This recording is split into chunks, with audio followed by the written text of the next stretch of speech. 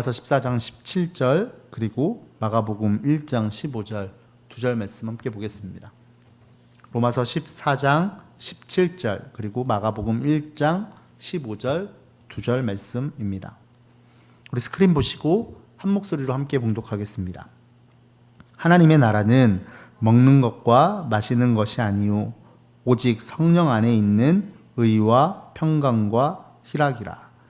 이르시되 때가 찼고 하나님의 나라가 가까이 왔으니 회개하고 복음을 믿으라 하시더라. 아멘. 잠시 기도하고 말씀 나누겠습니다. 주님, 우리를 지키시고 보호하시고 인도하시는 그 하나님의 은혜가 크고 놀랍습니다. 늘 그 은혜를 기억하며 살아가는 우리들 되게 하여 주옵소서. 함께 모여서 예배 드릴 수는 없지만 각자의 자리에서 하나님을 예배할 수 있게 하시니 또한 감사합니다. 우리의 마음을 다하여 예배하는 시간 되게 하여 주옵소서. 함께 말씀을 나눕니다. 전하는 자나 듣는 자나 동일한 은혜 가운데 있게 하여 주옵시고 듣고 깨달아 삶으로 살아내는 참 그리스도인 되게 하여 주옵소서. 오직 주께서 함께 하여 줄 것을 믿으며 감사드리며 모든 말씀 우리 주 예수 그리스도의 이름으로 간절히 기도하옵나이다. 아멘. 우리 온라인으로 함께 예배하는 사랑하는 성도님들 주님의 이름으로 사랑하고 축복합니다. 서로 인사하겠습니다. 사랑합니다. 축복합니다. 사랑합니다. 축복합니다. 코로나19로 인해 우리는 사회적 거리두기라는 어색한 말을 사용하고 있습니다. 이 말을 사용한 지 얼마 안 되었는데 이 신조 원대인도 우리에게 꽤나 익숙한 단어가 되었습니다. 여러분은 사회적 거리두기 잘 하고 계시죠? 최근에 교회 공동체를 중심으로 집단 감염이 일어나면서 사회적 거리두기의 최고 단계인 3단계 바로 직전인 준 3단계, 2.5단계를 지키고 있습니다. 그런데 우리는 강화된 사회적 거리두기를 하면서 전염병 예방을 위한 물리적인 거리두기뿐만 아니라 마음의 거리두기까지도 하고 있는 것은 아닌지 생각해 보게 됩니다. 사회 현상들이나 다른 사람 이야기할 것 없이 저부터도 코로나19가 어느 교회 공동체에서 발생했다는 이야기를 들으면 그들과 멀찌감치 거리를 두면서 이렇게 생각했었습니다. 우리 교회는 그 교회들과는 달라. 나는 그런 목사들과는 달라. 그럼 이런 마음이 저에게만 해당되는 것일까요?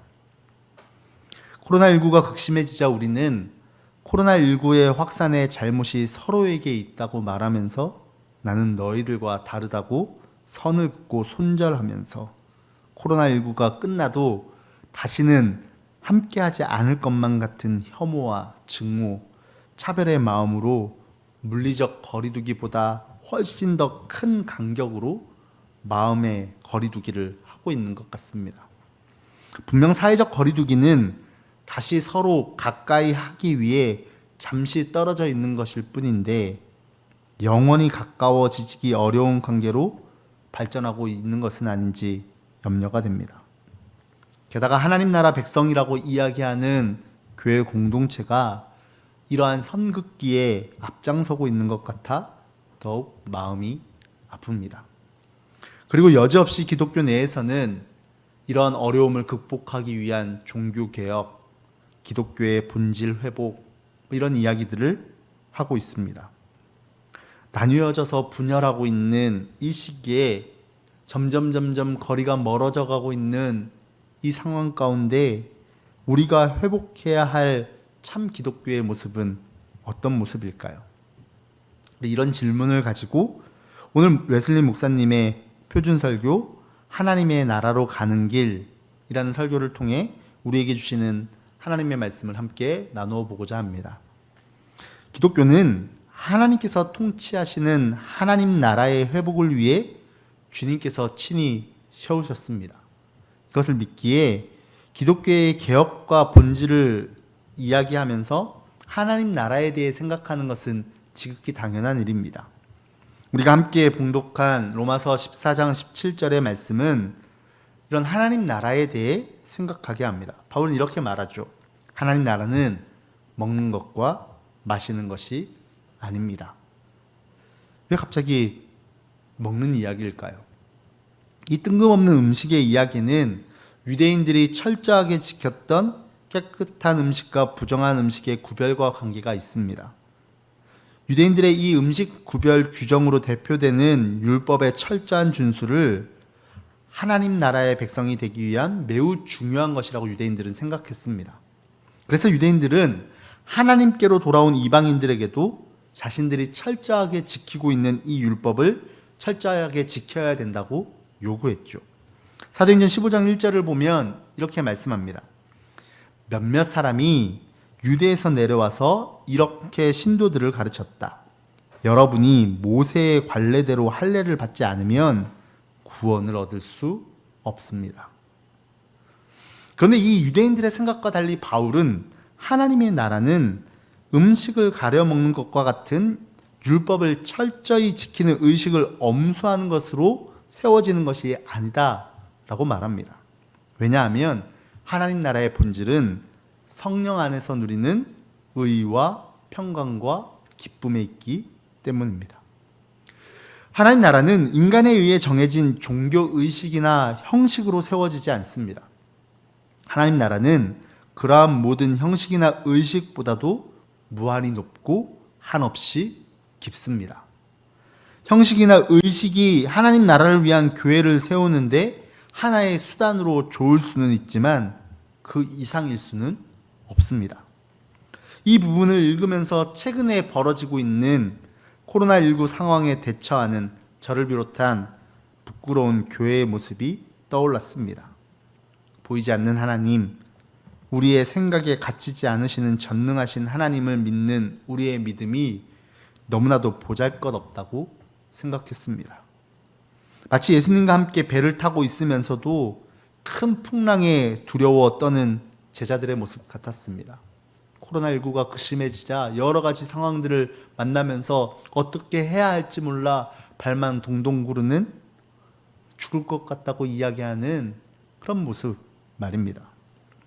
두려움과 공포에 떨며 평안히 주무시는 예수님을 깨우며 제자들은 우리가 죽게 되었습니다 라고 말했습니다. 그 제자들에게 예수님께서 하신 말씀이 오늘 우리에게 주시는 주님의 음성인 줄로 믿습니다. 마태복음 8장 26절에서 예수님이 이렇게 말씀하십니다. 예수께서 이르시되 어찌하여 무서워하느냐 믿음이 작은 자들아 하시고 곧 일어나사 바람과 바다를 꾸짖으시니 아주 잔잔하게 되거늘. 의식 자체가 고유한 가치를 가졌고 기독교는 그것 없이는 존재할 수 없다는 헛된 생각을 해서는 안 됩니다. 만약 그렇게 생각한다면 오히려 하나님께서는 의식이나 형식을 미워하실 것입니다. 구약에서 이스라엘 백성들이 드리는 제사를 받지 않겠다고 하셨던 그 주님의 말씀을 기억하시면 좋겠습니다. 기독교의 본질은 예배의 형식이나 의식에 의하여 성립되는 것이 아닙니다. 하나님께서 직접 제정하신 제사와 같은 의식도 참된 기독교의 자리를 차지할 수 없는데 기껏 사람이 만든 의식이나 형식이야 더 말할 필요가 있겠습니까? 외적 형식은 하나님 나라를 세워가는 일을 돕는 한에서만 선합니다. 다르게 표현하면 인간의 연약함을 돕는 한에서만 선합니다. 형식 자체로 어떤 내재적 가치를 지닌다거나 그것 없이는 기독교가 존재할 수 없다고 생각해서는 안 됩니다. 우리의 예배 방법과 우리의 예배 형식이 바뀌었다고 두려워하거나 걱정할 필요가 없다는 겁니다. 최근에 일어난 일들로 이야기하면 대면 예배 금지가 교회를 망하게 하지 않는다는 것입니다. 대면 예배 금지가 우리가 하나님께 드리는 그 마음을 훼손할 수 없습니다. 힘들고 어려운 시간일수록 우리는 우리 곁에 가까이 계시는 주님께 더욱 집중해야 할 줄로 믿습니다. 여러분, 우리는 대면 예배의 목숨을 걸어야 합니까? 아니면 우리의 중심으로 우리의 마음을 다하여 드리는 예배의 목숨을 걸어야 합니까? 온라인 예배보다 함께 모여 드리는 대면 예배가 훨씬 더 좋고 가치가 있으며 함께 모여 드리는 예배를 더욱 소중히 여겨야 하는 것은 두말하면 잔소리입니다. 그러나 우리가 모여 예배 드리면서 누리는 그 기쁨과 행복을 이웃의 생명을 위협하는 일을 하지 않기 위해 잠시 내려놓고 각자의 자리에서 마음을 찢으며 드리는 그 간절한 예배를 하나님께서 어떻게 받으시지 않으시겠습니까? 오히려 우리는 우리가 드리는 예배를 돌아볼 수 있는 기회로 삼아야 합니다. 온라인 예배를 드리면 가족 외에는 그 누구도 우리가 드리는 예배의 모습을 볼 수 없습니다. 우리가 어떤 태도로 예배를 드리는지, 우리가 어떤 옷을 입었는지, 어떤 자세인지, 어떻게 예배 드리고 있는지 사람들에게 드러나는 것은 하나도 없습니다. 그러나 분명 지금도 살아계시는 하나님께서 우리의 예배 가운데 함께 하십니다. 그래서 지금은 우리가 드리는 예배를 스스로 돌아볼 수 있는 시간인 것입니다. 겉으로 보이는 같은 행동이라도 하나님에 대한 사랑에서 행했을 수 있고 인간의 칭찬을 구하기 위해 행했을 수도 있기 때문입니다. 내가 편한 옷을 입었느냐 아니면 갖추어 입었느냐, 내가 화장을 했느냐 하지 않았느냐는 중요하지 않습니다. 오히려 어떠한 환경에도 영향을 받지 않을 수 있는 내 속사람을 살펴볼 수 있는 시간이어야 한다라는 겁니다. 베드로전서 3장 3절과 4절은 이렇게 말씀합니다. 여러분은 머리를 꾸미며 금붙이를 달거나 옷을 차려입거나 하여 거치장을 하지 말고 썩지 않는 온유하고 정숙한 마음으로 속사람을 단정하도록 하십시오. 그것이 하나님께서 보시기에 값진 것입니다. 예배당과의 거리는 멀어졌지만 우리의 속사람이 하나님께 온전히 나아가도록 하나님과의 거리를 좁혀야 합니다. 분명 하나님 나라는 어떤 교리나 견해나 의견에 있지 않습니다. 바울이 오늘 본문을 통해 이야기한 대로 하나님 나라는 성령 안에 있는 의와 평강과 희락입니다. 그래서 우리 기독교는, 다시 말해 교회는 하나님 나라를 추구해야 합니다. 성령 안에서의 의와 평강과 희락을 추구해야 한다라는 말입니다. 그렇다면 성령 안에 있는 의란 무엇일까요? 먼저는 하나님에 대한 사랑입니다. 마태복음 22장 37절과 38절은 이렇게 말씀합니다. 예수께서 이르시되 내 마음을 다하고 목숨을 다하고 뜻을 다하여 주 너의 하나님을 사랑하라 하셨으니 이것이 크고 첫째 되는 계명이요. 두 번째는 이웃에 대한 사랑으로 39절에 이렇게 말씀하죠. 둘째도 그와 같으니 내 이웃을 내 자신같이 사랑하라 하셨으니. 그리고 이어지는 구절에서 이렇게 말씀합니다.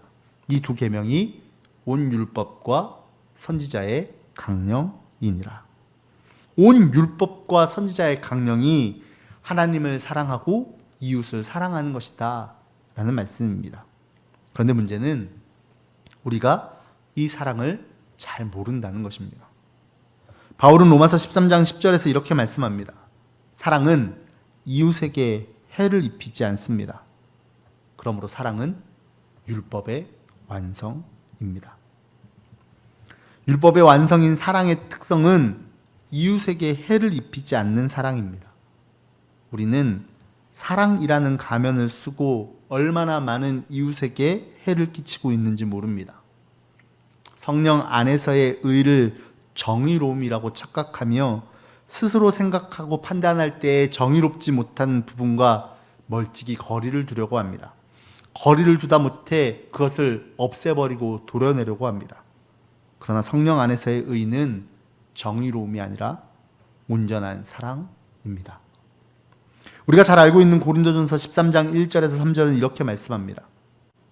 내가 사람의 모든 말과 천사의 말을 할 수 있을지라도 내게 사랑이 없으면 울리는 징이나 요란한 꽹가리가 될 뿐입니다. 내가 예언하는 능력을 가지고 있을지라도, 또 모든 비밀과 모든 지식을 가지고 있을지라도, 또 산을 옮길 만한 모든 믿음을 가지고 있을지라도 사랑이 없으면 아무것도 아닙니다. 내가 내 모든 소유를 나누어 줄지라도, 내가 자랑 삼아 내 몸을 넘겨줄지라도 사랑이 없으면 내게 아무런 이로움이 없습니다. 이웃에게 해를 입히지 않는 사랑이 우리에게 없으면 우리가 가지고 있는 그 어떤 능력도 아무것도 아닙니다. 하나님 나라는 다른 사람이 가지지 않은 어떤 것을 가지는 것에 있는 것이 아니라 하나님을 뜨겁게 사랑하고 이웃을 뜨겁게 사랑하는 온전한 사랑에 있는 줄로 믿습니다. 우리 스스로에게 정직하게 물어보면 좋겠습니다. 우리에게 이 온전한 사랑을 향한 걸음이 있습니까? 눈에서 멀어지면 마음에서 멀어진다고 혹시 대면 예배를 드리지 못하면서 하나님과의 거리도 멀어진 것은 아닐까요?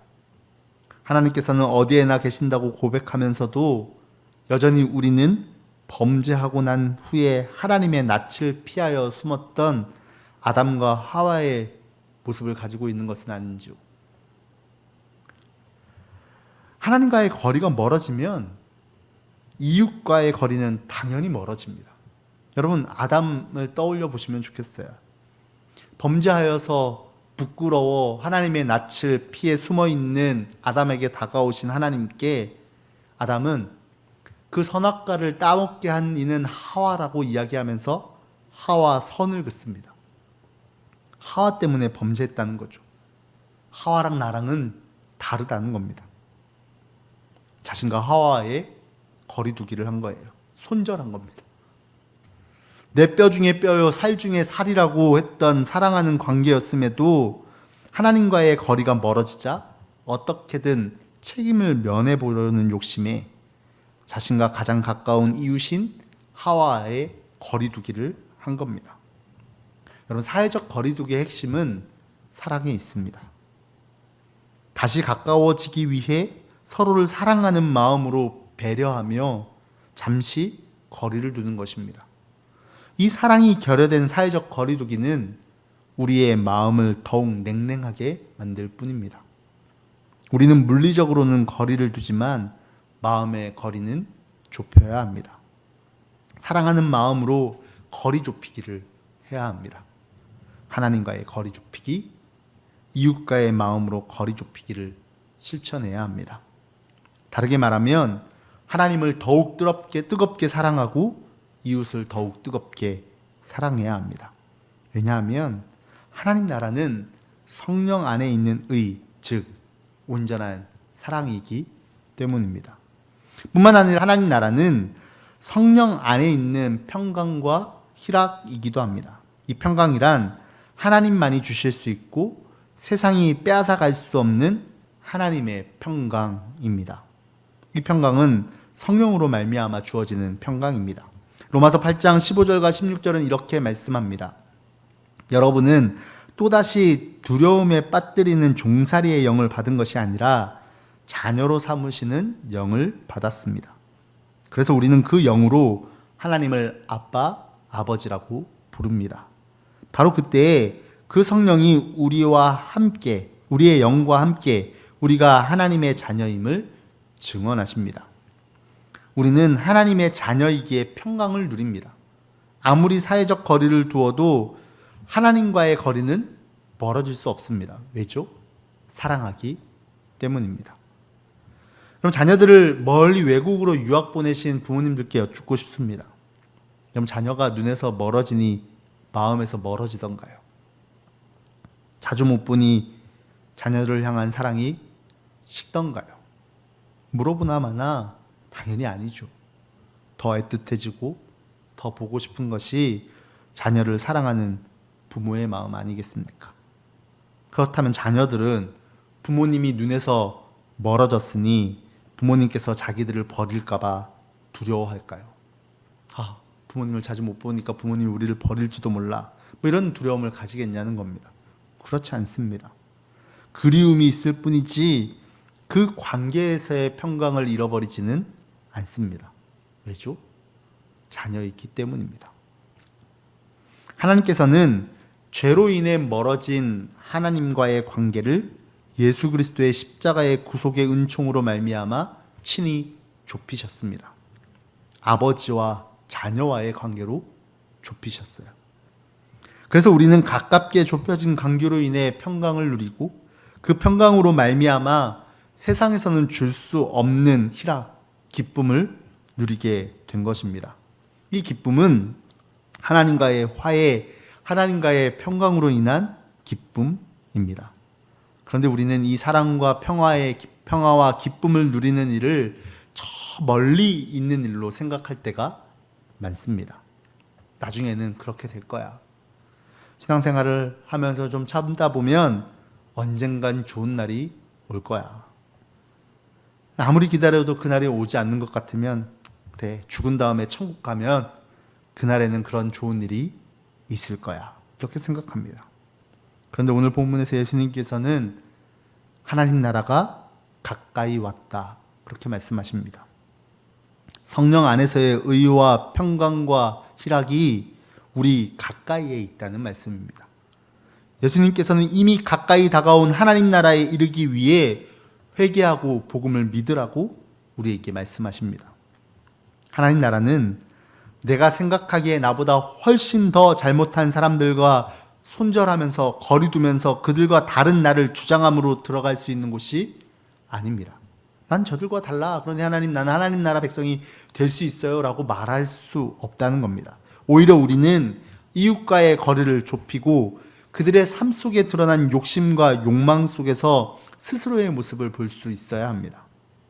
몇몇 교회들의 잘못을 바라보면서 우리는 저들과 다르다 이렇게 외칠 것이 아니라 그들의 모습 속에서 우리의 모습을 발견하며 통회하고 자복하며 마음을 찢는 회개가 우리 안에 있어야 할 줄로 믿습니다.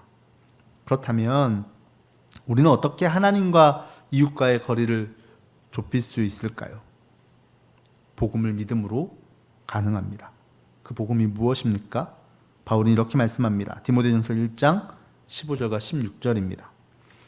그리스도 예수께서 죄인을 구원하시려고 세상에 오셨다고 하는 이 말씀은 믿음직하고 모든 사람이 받아들일 만한 말씀입니다.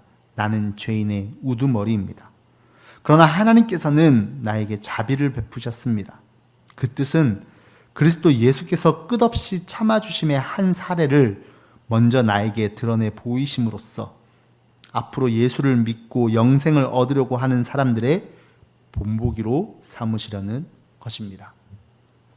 바울은 자신을 죄인의 우두머리라고 고백합니다. 그러나 죄인의 우두머리인 나를 위해 예수께서 세상에 오셨기에 하나님의 크신 자비로 말미암아 구원받았음을 고백합니다.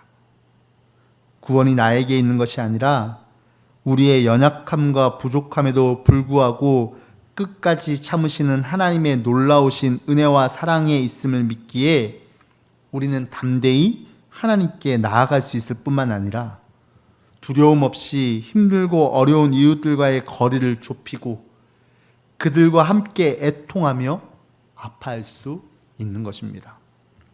이사야 53장 5절은 이렇게 말씀합니다. 그러나 그가 찔린 것은 우리의 허물 때문이고 그가 상처를 받은 것은 우리의 악함 때문이다.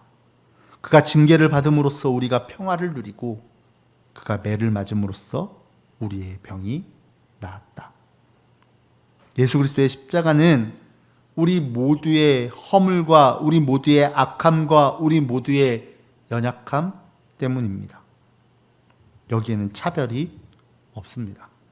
차별이 없기에 모두에게 복음입니다. 이 복음은 스스로를 온전히 돌아보는 회개가 있을 때에야 받아들일 수 있습니다. 내가 주님 없이는 살 수 없는 죄인임을 인정할 때라야 그 복음을 믿을 수 있다는 겁니다. 하나님 나라 백성이 되는 조건은 우리의 모든 허물과 죄악과 연약함을 담당하신 주님을 온전히 신뢰하는 것입니다. 그 신뢰는 다른 사람과 비교하여 우리의 떳떳함을 말하지 않습니다. 내가 저 사람보다는 낫다고 말하지 않습니다. 오히려 더욱 우리의 연약함을 깨달아 주님의 도우심을 구하는 자리에 있게 합니다. 마치 바울이 나는 죄인의 우두머리입니다. 나는 주님의 구원의 본보기입니다. 라고 말했듯이 말입니다. 어떤 환경과 조건 속에서 내가 다른 사람과 비교하여 좀 더 잘났다라고 이야기하는 것으로 하나님 나라 백성이 되지 않음을 여러분 기억하시면 좋겠습니다. 이제 말씀을 정리하려고 합니다. 저항과 복종이라는 보네포 목사님의 옥중서신에서 1943년 성탄절에 동료 수감자들을 위해 쓰신 아침 기도라는 기도문 중의 일부를 함께 나누며 말씀을 정리하려고 합니다. 하나님, 이른 아침에 당신께 호소합니다. 나를 도우셔서 기도하게 하시고 내 생각들을 모으게 하소서. 나 혼자서는 그리할 수 없습니다. 내 안에는 어둠이 있지만 당신께는 빛이 있습니다. 나는 고독하지만 당신께서는 나를 떠나지 않으십니다. 나는 소심하지만 당신께는 도움이 있습니다. 나는 불안하지만 당신께는 평안이 있습니다. 내 안에는 노여움이 있지만 당신께는 인내가 있습니다. 나는 당신의 길을 알지 못하지만 당신께서는 나를 위한 바른 길을 아십니다. 삼위일체 하나님, 나의 창조주, 나의 구원자시여. 이 날은 당신의 날입니다. 나의 시간은 당신의 손 안에 있습니다. 거룩하고 자비로우신 하나님, 나의 창조주, 나의 구원자시여. 나의 심판자, 나의 구주시여. 당신께서는 나를 아시고 내 길과 행위도 다 아시는 분. 이 세상과 저 세상에서 악을 미워하고 벌하시는 분. 사람의 외모를 보지 않으시는 분. 솔직하게 용서를 구하는 자의 죄를 용서해 주시는 분. 선행을 사랑하셔서 이 세상에서는 양심의 위로로, 다가올 세상에서는 의의 면류관으로 선행에 보답하시는 분. 당신 앞에서 내 온 가족, 동료 수감자들, 이 감옥에서 어려운 직무를 수행하는 모든 일을 생각합니다. 주님 자비를 베푸시고 내게 다시 자유를 주셔서 내가 주님과 사람 앞에서 책임을 다하며 살게 하소서. 주님, 이 날이 어떤 결과를 가져오든 주님의 이름을 찬양합니다. 사랑하는 성도 여러분, 하나님과의 거리를 좁히시기 바랍니다. 하나님께서 여러분과 함께 가까이에 계십니다. 이웃과의 마음의 거리를 좁히시기 바랍니다. 하나님의 눈길이 머무는 이웃들이 우리 가까이에 있습니다. 우리가 하나님과 이웃과의 거리를 좁히고 뜨겁게 사랑할 때 이미 우리 안에 하나님 나라가 시작됩니다. 그리고 참 기독교의 본질은 그렇게 회복될 줄로 믿습니다.